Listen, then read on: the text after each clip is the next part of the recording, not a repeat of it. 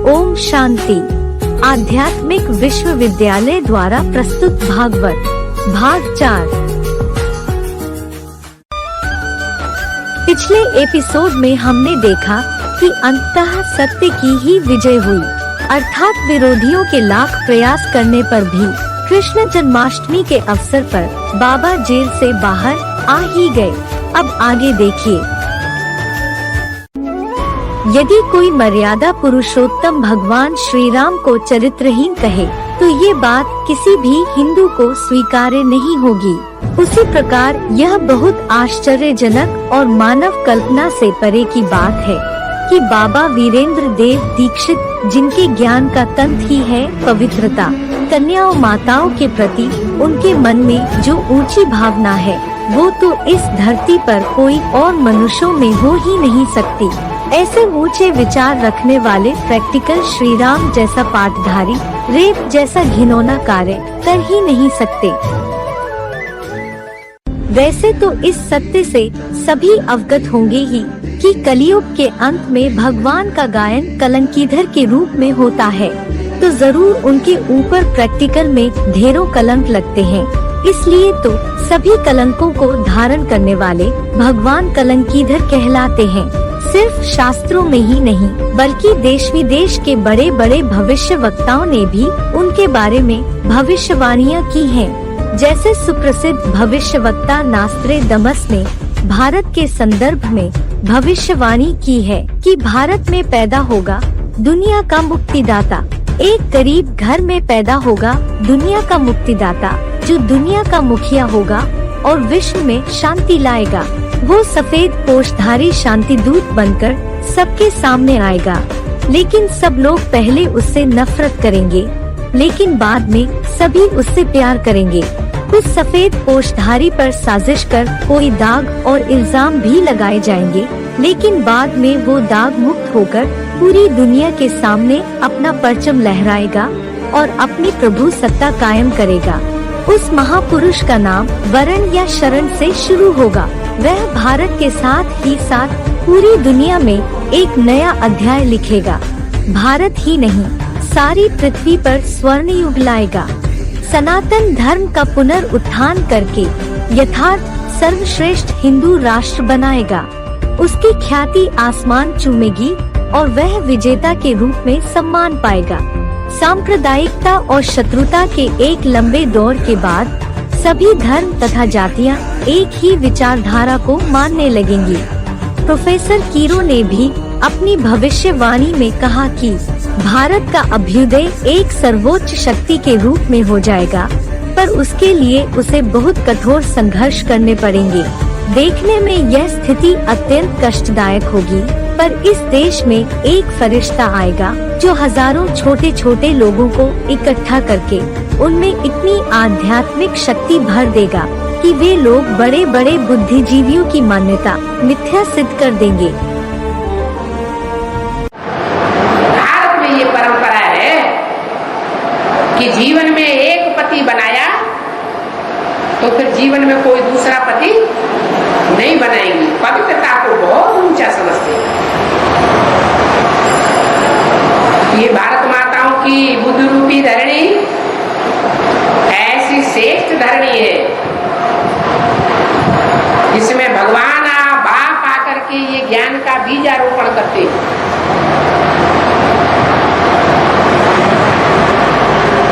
वो माताओं के द्वारा स्वर्ग के गेट का उद्घाटन करते हैं, स्वर्ग के गेट खुलवाते हैं।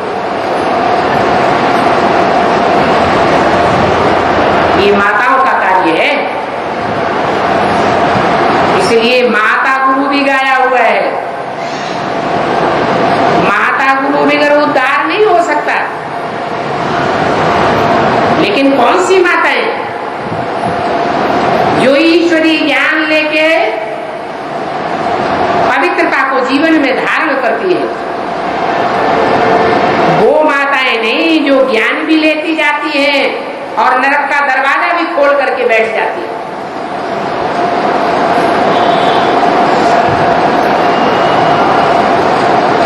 नारी नरक का द्वार ये मनुष्य गुरु कहते हैं, भगवान के ये वाक्य नहीं है कि नारी नरक का द्वार है। नारियों को तो भगवान आते हैं तो स्वर्ग का द्वार खोलने के निमित्त बनाते हैं। भारत में ब्रह्मचर्य को जितना महत्व दिया जाता है, भारत में कन्या माताओं की जितनी सुरक्षा की जाती है पवित्र रहने के लिए, उतना किसी दूसरे देश में सुरक्षा नहीं की जाती है। और भगवान को पवित्रता प्रिय है। भगवान के मंदिर में जाते हैं तो मुंह तो पलीती हाथ पांव लेकर के जाते हैं क्या?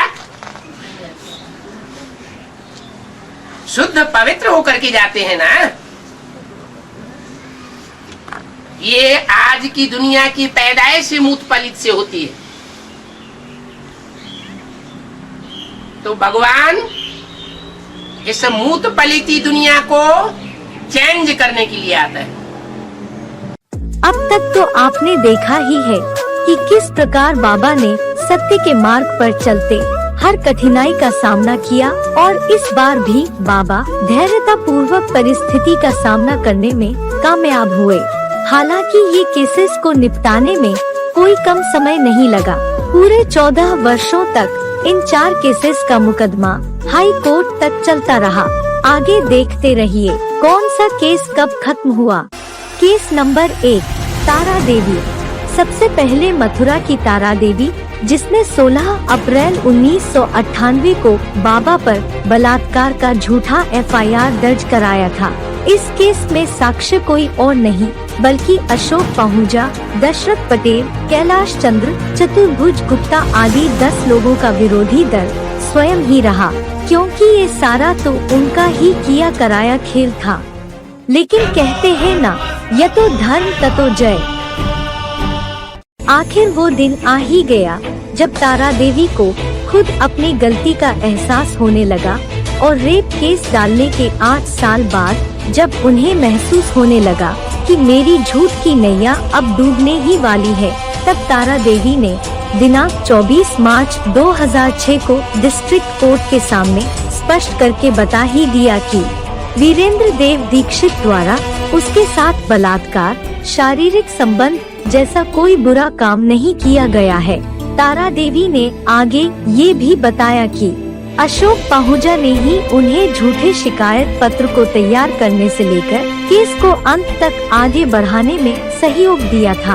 अतः अपर जनपद एवं सत्र न्यायाधीश कोर्ट संख्या 1 फर्रुखाबाद से आदेश जारी किया गया कि अभियुक्त वीरेंद्र देव को धारा 376, 376 गा और 506 और अभियुक्त गण कमला देवी और शांता बहन को धारा 120B, 114 संगठित धारा 376 और 506 के अंतर्गत लगाए गए आरोपों से दोष मुक्त किया जाता है। Case number 2, Jaya Bhardwaj. षड्यंत्र का अगला मोहरा बनी जया भारद्वाज ने विरोधी दल के दबाव में आकर कंपिल थाने में बाबा और रविंद्र भाई के खिलाफ बलात्कार की झूठी रिपोर्ट 17 अप्रैल 1998 को दर्ज कराई थी। लेकिन एक ना एक दिन तो झूठ को सत्य के सामने झुकना ही पड़ता है। जब यह बात विरोधी दल को पता चली कि जया भारद्वाज कोर्ट के सामने सत्य को उगलने ही वाली है, तो साक्षीगण दशरथ पटेल, कैलाश चंद्र, चतुर्भुज गुप्ता, अशोक पाहुजा और रोशनलाल ने साक्ष्य में से अपने अपने नामों को हटवा दिया, क्योंकि वे साक्ष्य में से अपने नाम नहीं हटाते तो खुद ही फंस जाते। फरियाद करने वाली जया भारद्वाज खुद कोर्ट के सामने अपनी ही फरियाद से अर्थात FIR से मुकर गई और दिनांक 10 मार्च 2006 को डिस्ट्रिक्ट कोर्ट से जया भारद्वाज ने अपने बयान में कहा कि मार्च 97 में आश्रम में रहने के दौरान उसे किसी तरह की कोई असुविधा नहीं हुई। उसे शांता बहन, महेंद्र, रविंद्र दास और कमला दीक्षित बाबा वीरेंद्र देव के कमरे में पकड़कर नहीं ले गए और न बाबा वीरेंद्र देव ने उसके साथ उसकी इच्छा के विरुद्ध बुरा काम किया। उसके साथ रविंद्र दास ने भी बलात्कार नहीं किया। न ही कोई यौन शोषण किया। जब जया भारद्वाज से और प्रश्न पूछे गए तब उन्होंने कहा कि आश्रम में रहने वाले कुछ लोगों के बरगलाने के कारण मैंने यह एफआईआर के लिए दरख्वास्त दी थी। जया भारद्वाज को धारा 164 सीआरपीसी के अंतर्गत दिए गए बयान पढ़कर सुनाए गए तो उसने कहा कि यह बयान उसने पुलिस वालों के दबाव में दिया था। इस साक्षी ने यह भी कहा है कि कंपिल आश्रम में 2 ग्रुप थे, पुलिस वालों और विरोधी ग्रुप के दबाव में आकर जया भारद्वाज ने यह कार्यवाही की थी।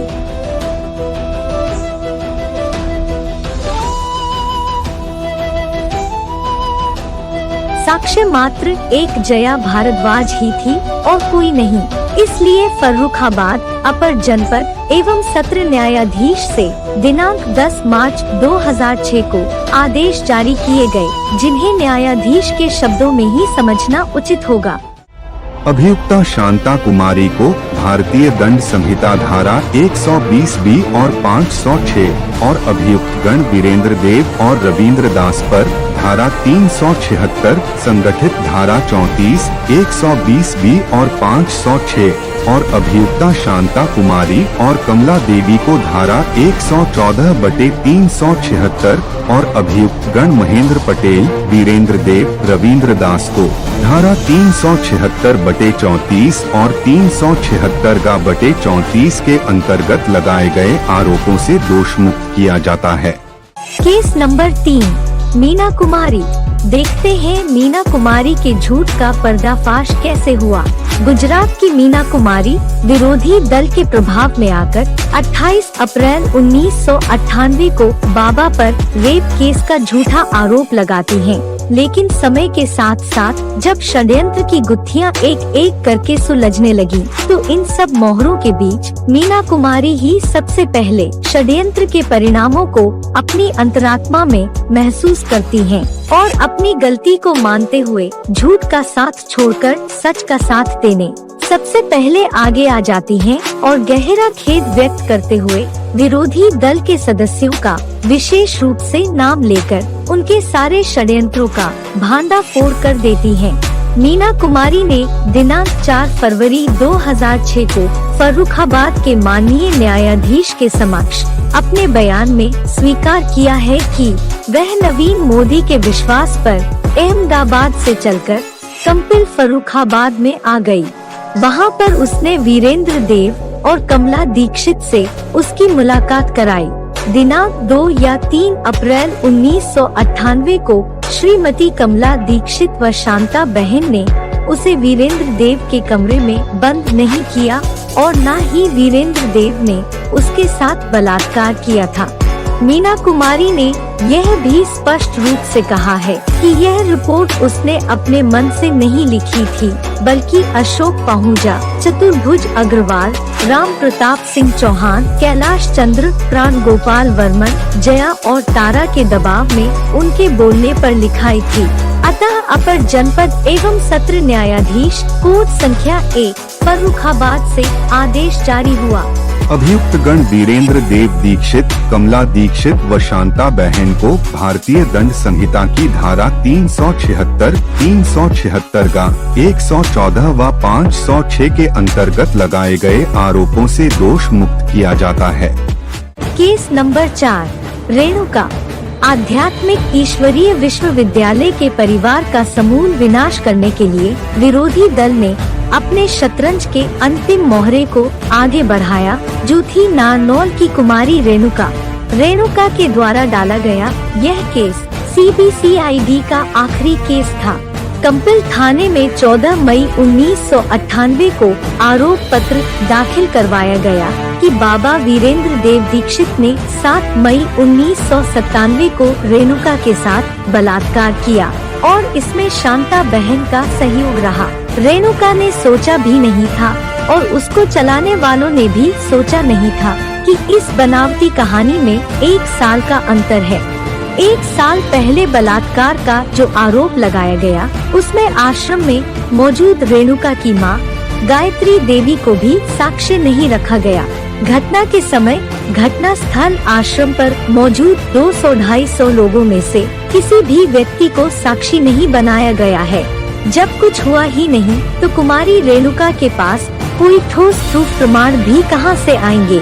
मेडिकल जांच रिपोर्ट से भी पीड़िता रेणुका के साथ बलात्कार किए जाने की पुष्टि नहीं होती है और जब यह केस लोअर कोर्ट से होते हुए अपर जनपद एवं सत्र न्यायाधीश के कोर्ट में पहुंचा दिया गया, अर्थात उस समय एक स्पेशल न्यायालय खोला गया था, तीव्र न्यायालय, जिनके क्रिमिनल केसेस को बहुत लंबा टाइम हो जाता है, उनको जल्दी खत्म किया जाए, इसलिए हाई कोर्ट के ऑर्डर पर वो नया न्यायालय खोला गया था।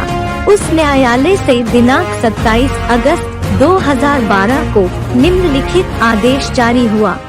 अभियुक्त वीरेंद्र देव दीक्षित पुत्र स्वर्गीय सोहनलाल दीक्षित को भारतीय दंड संहिता की धारा 376 और 376 के अंतर्गत लगाए गए आरोपों से दोष मुक्त किया जाता है। अभियुक्ता शांता कुमारी पुत्री नागराज सेठी को धारा 114/376 के अंतर्गत लगाए गए आरोपों से दोष मुक्त किया जाता है। दिनांक 22 सितंबर 1998 को इलाहाबाद हाई कोर्ट द्वारा लोअर कोर्ट को निर्देश दिया गया कि 1 महीने के भीतर मुकदमे का निपटारा किया जाए, किंतु निर्धारित अवधि के बीत जाने के बाद भी केसेस निपटाने में 27 अगस्त 2012 अर्थात पूरे 14 वर्ष लग गए। फास्ट कोर्ट में भी 14 साल लटका दिया क्रिमिनल केस को। ये बिना रिश्वत के ऐसा हो सकता है क्या? सारा रिश्वती काम चलता रहा 14 सालों तक, लेकिन जिस प्रकार अंतिम विजय श्री राम की होती है, भले उसके लिए उनको 14 वर्ष का वनवास क्यों न करना पड़े। उसी प्रकार सारी कार्यवाही करते करते प्रैक्टिकल राम को भी 14 वर्ष का समय लग जाता है और अंततः धर्म की, सत्य की अर्थात भगवान की ही विजय हो जाती है। बाबा जब चारों केसेस से दोष मुक्त हो गए, तब तो कोई भी मीडिया वालों ने अपने अखबारों, न्यूज में बिल्कुल नहीं बोला कि बाबा निर्दोष साबित हो चुके हैं, जबकि कोर्ट की कार्यवाहियों को तो मीडिया वाले छपाते या बताते हैं। इसका मतलब मीडिया वालों ने भी खूब पैसे खाए हैं, उनको खूब अच्छे से पैसे दिए गए कि बिल्कुल सच्चाई को नहीं डालना। जैसे भारत में अनेकानेक आक्रांताएं घुसे और खुशहाल भारत को 1 नहीं 2 नहीं 17 बार लूटा, आक्रमण किया। उसी प्रकार यहाँ भी विरोधियों के आक्रमण समाप्त नहीं हुए। आगे और क्या क्या षड्यंत्र रचते गए, उन्हें अगले एपिसोड्स में देखिए।